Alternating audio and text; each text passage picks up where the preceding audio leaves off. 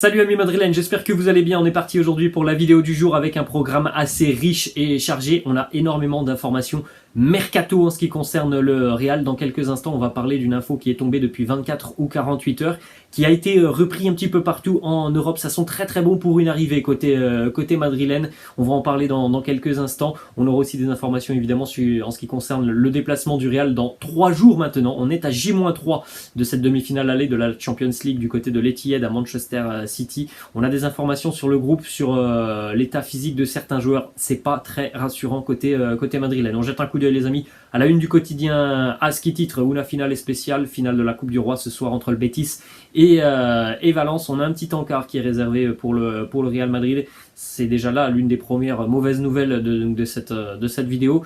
Casemiro très douteux pour affronter Manchester City dans quelques jours. Maintenant on aura l'occasion d'en reparler. On va pas regarder la une du quotidien Marca parce qu'elle est uniquement consacrée à cette finale de la Coupe du Roi. En revanche on va regarder les deux unes de la veille, quotidien AS et quotidien Marca, et les deux unes qui sont consacrées au Real et notamment au mercato madrilène. Regardez déjà le quotidien AS qui titre Mbappé no viene solo. Bon, c'est pas très compliqué, Mbappé ne viendra pas seul, et vous avez à côté de Kylian Mbappé Aurélien Tchouaméni et Antonio Rudiger. D'ailleurs on aura une petite information en ce qui concerne Kylian Mbappé dans quelques instants. Le quotidien Marca qui lui titre Ancelotti pide à Rudiger. Ancelotti veut Rudiger. Voilà l'énorme bombe du quotidien Marca, et l'énorme bombe elle a été même confirmée hier puisque Carlo Ancelotti a demandé à la direction madrilène la signature d'Antonio Rudiger. Le coach italien veut renforcer la défense du club. Alors c'est une arrivée qui pourrait changer beaucoup de choses côté madrilène. On pourrait avoir un David Alaba qui pourrait donc de nouveau glisser sur un poste de latéral. Ça pourrait aussi changer pas mal de choses pour Ferland Mendy, pour Nacho qui pourrait aussi descendre dans la hiérarchie. Donc c'est une arrivée qui pourrait vraiment bouleverser pas mal de choses dans le secteur défensif du Real Madrid. Et je dis c'est une arrivée parce que tous les médias depuis 48 heures maintenant, et tous les plus grands journalistes qui sont au cœur des informations transferts l'annoncent. Antonio Rudiger is very close to joining Real Madrid. Ça c'est Gianluca Di Marzio, célèbre journaliste Sky Sports et qui travaille aussi pour de nombreux quotidiens italiens. On a aussi le fameux Fabrizio Romano sur Instagram qui annonce le travail suit son cours pour le Real Madrid avec Antonio Rudiger. Donc ça sent quand même plutôt très bon. Selon plusieurs sources espagnoles, Rudiger est déjà madrilène à 90%. Donc voilà, il y a des choses quand même très positives dans ce dossier. Ce qu'il faut savoir, c'est que les représentants d'Antonio Rudiger ont baissé leurs exigences salariales depuis quelques jours maintenant. Il y a encore quelques semaines, ils demandaient des choses qui n'étaient pas acceptables côté madrilène. C'était aussi compliqué par exemple pour d'autres clubs. Visiblement les exigences ont baissé et le Real est en tête dans cette course. Antonio Rudiger est en tête devant notamment par exemple Manchester United, la Juve, le Paris Saint-Germain ou encore le FC Barcelone. On continue les amis avec deux petites images que l'on a vues sur Instagram. Karim Benzema qui vient donc très récemment de suivre Antonio Rudiger, et il en est de même aussi pour Luka Modric qui là aussi très récemment a suivi le défenseur international allemand. On continue les amis avec des informations mercato côté madrilène, et là on parle déjà justement de Luka Modric. Luka Modric et le Real Madrid ont trouvé un accord pour le renouvellement de son contrat. Il restera pour une année en plus, donc jusqu'en 2023. On en parle assez régulièrement sur la chaîne. Alors on l'a déjà dit, la signature, voilà, elle sera effectuée dans quelques semaines maintenant, mais l'accord il est trouvé. Luka Modric sera encore madrilène pour un an de plus, comme par exemple Toni Kroos qui lui aussi a un contrat jusqu'en 2023. En ce qui concerne Eder Militao, le Real Madrid a déjà préparé le nouveau contrat pour Eder Militao. Là aussi, il sera complété et signé dans quelques semaines maintenant. Vraisemblablement un contrat assez long pour Eder Militao, évidemment côté madrilène. On a vu encore un joueur qui a énormément progressé cette saison, qui a pris de plus en plus d'épaisseur. Il est vraisemblablement l'avenir de l'arrière-garde madrilène sur les prochaines années. En ce qui concerne Gareth Bale, une petite information, il va quitter le club au 30 juin 2022. Gareth Bale pourrait potentiellement atterrir du côté des États-Unis. En tout cas, le club de Washington aux États-Unis est intéressé par Gareth Bale. Alors, il y a d'autres options aussi pour l'international gallois. Petite information qui concerne Kylian Mbappé. C'est une information RMC Sport qui annonce qu'il y aura une nouvelle réunion la semaine prochaine entre les représentants de Mbappé. Donc voilà, son papa, sa maman notamment.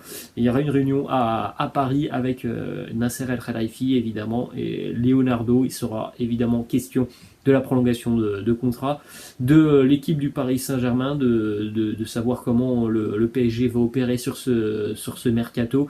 Il sera aussi question des droits d'image du joueur et puis une petite partie aussi financière en ce qui concerne Mbappé. Donc voilà ce qui se passera la semaine prochaine côté Paris Saint-Germain. On le sait, hein, évidemment, c'est normal les amis, le PSG ne lâchera pas l'affaire hein, sur Kylian Mbappé.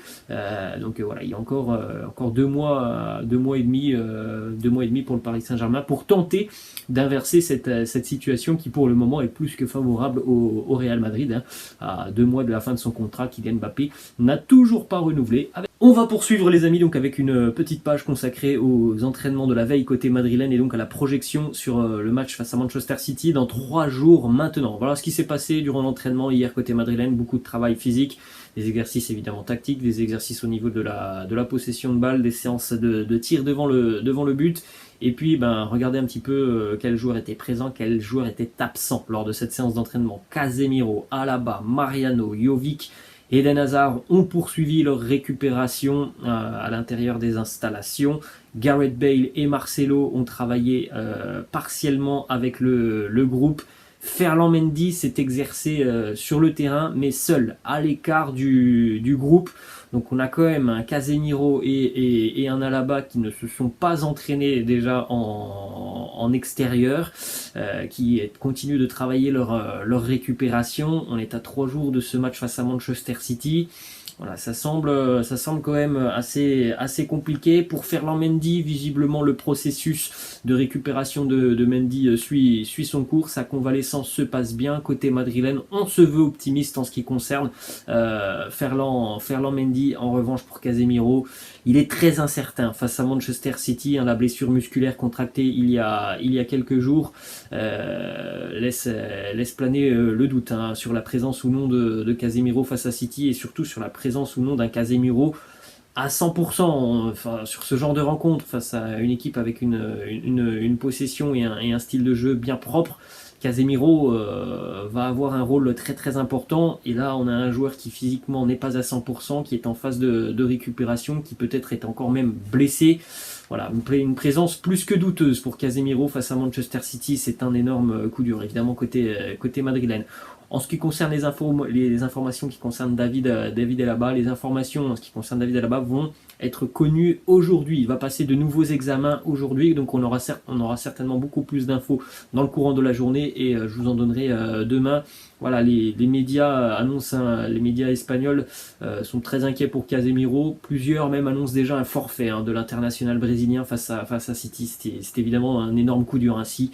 Si cela se confirme, en ce qui concerne Ferland Mendy, on l'a dit, c'est au final le joueur qui a vraisemblablement le plus de chances d'être présent la semaine prochaine face à Manchester City. On va continuer les amis et on va terminer d'ailleurs cette vidéo avec quelques déclarations.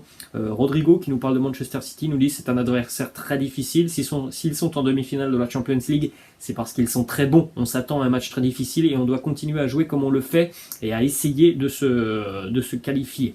Ensuite, autre déclat de Rodrigo, le fait de jouer au Real Madrid, il nous dit en jouant au Real, j'ai beaucoup appris des joueurs qui étaient déjà là et des fans qu'il faut toujours se battre jusqu'à la fin.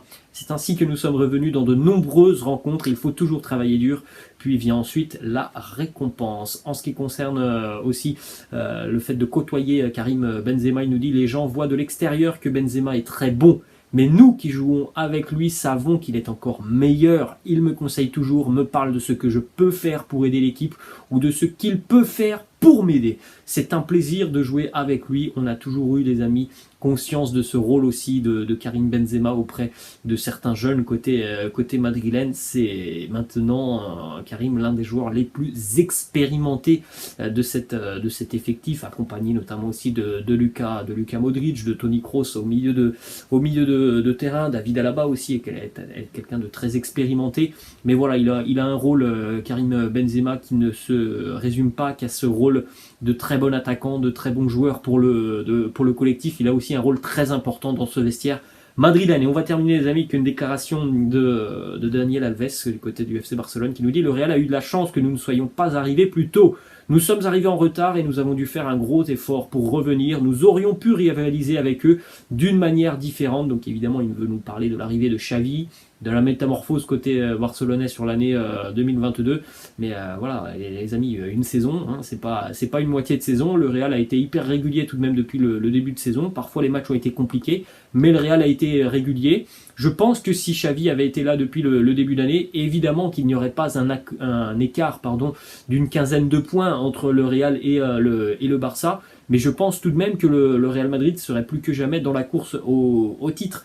Quand on voit la saison madrilène en Liga et cette régularité des merengues, eh bien, franchement, je pense que oui, l'écart serait certainement plus minime entre le Real et le Barça, mais je suis persuadé que le Real serait aussi dans la course à la Liga, avec peut-être potentiellement le Barça si Xavi était là depuis le début d'année. Voilà, les amis, la fin de cette vidéo. Je vous laisse avec une petite question de fin, justement, ce qui concerne Antonio Rüdiger. Est-ce que vous êtes OK pour une arrivée d'Antonio Rüdiger côté madrilène par rapport à son profil, par rapport aussi au fait que ça peut un petit peu chambouler la défense madrilène? Est-ce que pour vous, c'est une bonne idée, l'arrivée de Rüdiger côté madrilène? Les amis, j'espère que cette vidéo vous a plu. Et puis moi, je vous laisse et puis je vous dis à demain. Ciao.